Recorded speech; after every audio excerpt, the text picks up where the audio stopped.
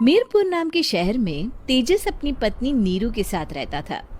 पति पत्नी दोनों ही नौकरी करते थे। एक दिन तेजस गांव अपनी माँ के पास फोन करता है। हेलो, प्रणाम माँ। जीते रहो माँ, तुम दादी बनने वाली हो हैं? अरे वाह, ठीक है बेटा, मैं कल ही आती हूँ। जब माँ जी शहर पहुंची तो बेटे बहू ने बहुत अच्छे से स्वागत किया। लीजिए माँ जी, चाय। अरे गर्मा गर्म पकोड़े ले आओ माँ के लिए। नीरू रसोई में गई और 2 मिनट में ही पकोड़े ले आई। जी ये लीजिए। बहू, जादू से बनाए हैं क्या? अभी तो रसोई में गई थी। यम्मी। माँ जी, शीला रसोई में पकोड़े तल रही है, मैं बस लेकर आई।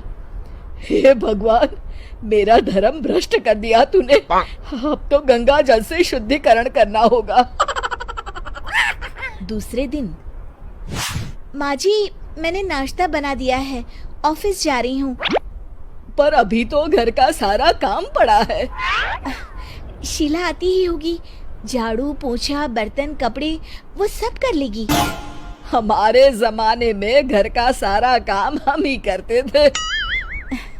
जी माँ जी, आप बहुत होशियार हैं, मैं घर ऑफिस दोनों नहीं संभाल पाती। तो जरूरत क्या है घर से बाहर जाकर चाकरी करने की? वैसे भी घर का काम खुद करने से घर में बरकत आती है, समझी? पर माँ जी। पर वर कुछ नहीं, इस महीने की पगार मिले फिर ऑफिस बंद है। हाँ। रात को नीरू तेजस से कहती है, सुनिए जी, माँ जी बोल रही थी कि मैं नौकरी छोड़ दूं। वैसे ठीक ही तो है, अभी तुम्हें आराम की जरूरत है। फिर भी आराम कहाँ, शीला को छुड़ाने के लिए बोल रही थी। तो अब 24 घंटे में इतना काम तो कर ही सकती हो। पर जॉब पसंद है मुझे, घर पर मन नहीं लगेगा। अगले दिन जब दोनों ऑफिस के लिए निकल रहे थे, मेरी तो कोई कीमत ही नहीं है इस घर में। माँ जी, आजकल महंगाई बहुत है, रहन सहन भी बदल गया है, दोनों नौकरी करते हैं तभी ठीक रहता है। अच्छा, तू कहना क्या चाहती है? मेरा बेटा तुझे बिठा के खिला नहीं सकता? तू ही इस घर का खर्च चला रही है, हैं? नहीं माँ जी, मेरा वो मतलब नहीं था। मतलब खूब समझती हूँ, ये बाल धूप में सफेद नहीं किए मैंने। हाँ। अब तो ये रोज का काम हो गया था। तेजस भी रोज की झिकझिक से परेशान हो गया था। एक दिन उसने कहा, नीरू, वैसे भी तुम्हें मैटरनिटी लीव मिलने वाली है, तो अभी से ही छुट्टी ले लो। पर क्या, मेरी सैलरी अच्छी खासी है। आखिर नीरू ने रिजाइन कर दिया।